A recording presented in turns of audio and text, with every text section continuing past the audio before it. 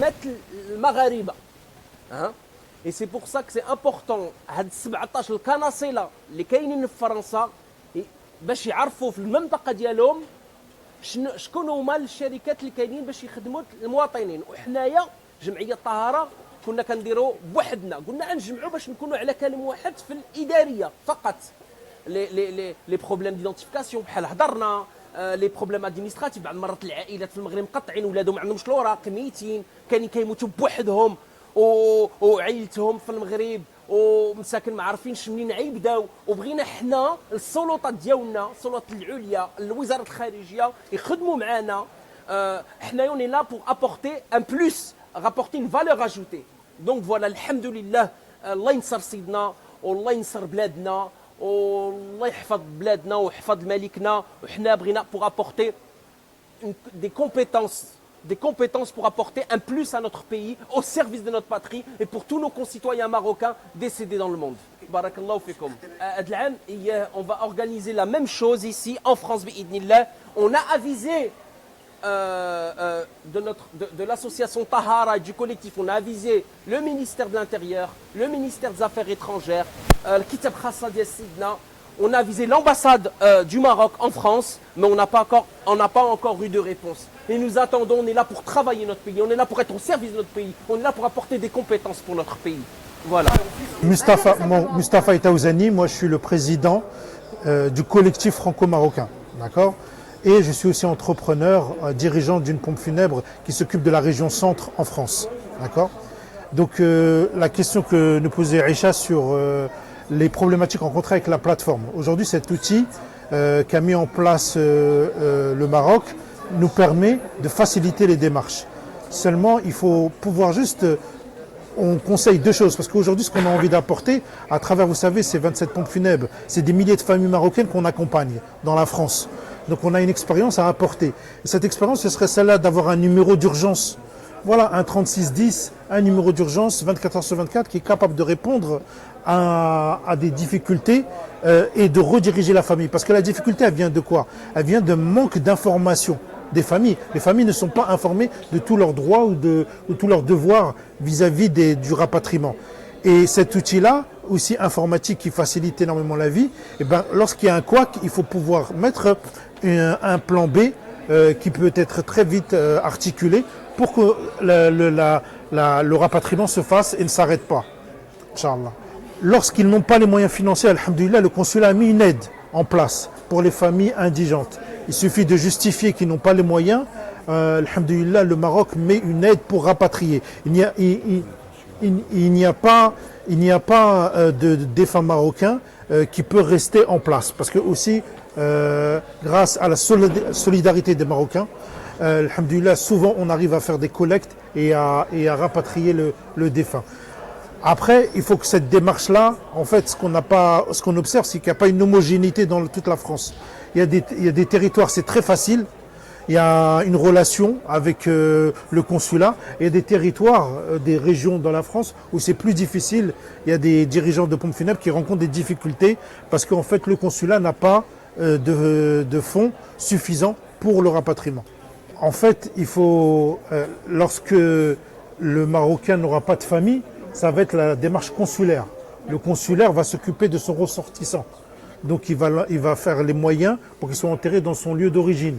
Nous, la pompe funèbre, on va faire notre travail pour l'amener jusqu'à l'aéroport, des fois même au village ou à la ville dans lequel il va être enterré. Mais à ce moment-là, les autorités marocaines doivent prendre le relais pour l'enterrement dans le cas où il n'y a personne. Tout à fait, c'est une bonne question. Dans un rapatriement, j'ai envie de dire un tiers, des fois j'ai envie de vous dire la moitié du prix, c'est le coût de fret, le coût du transport aérien vers le Maroc.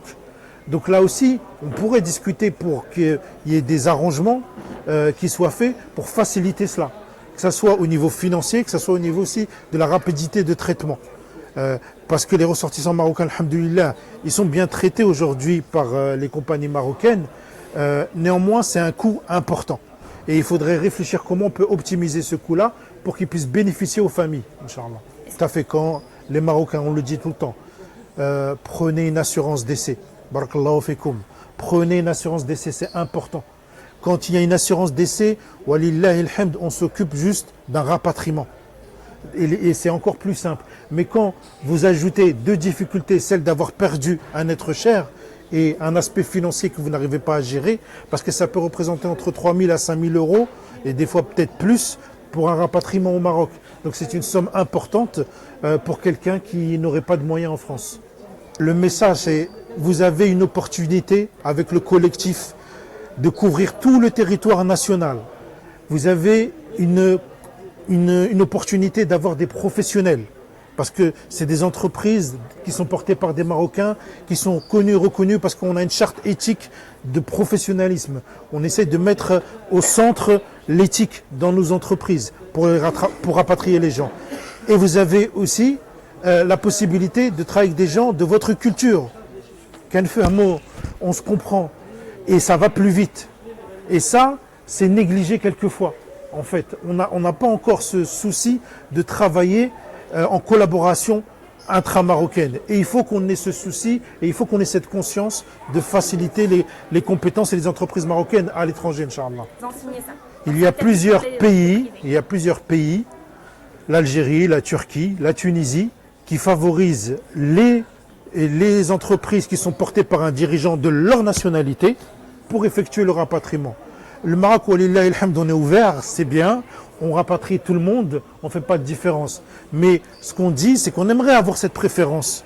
S'il y a le choix, s'il y a la possibilité d'avoir une entreprise dirigée par un franco-marocain, c'est beaucoup plus facile. On a cette culture, que ce soit consulaire ou que ce soit avec le Maroc, pour faciliter, Inch'Allah, ces démarches-là. Vous êtes à leur journée nationale.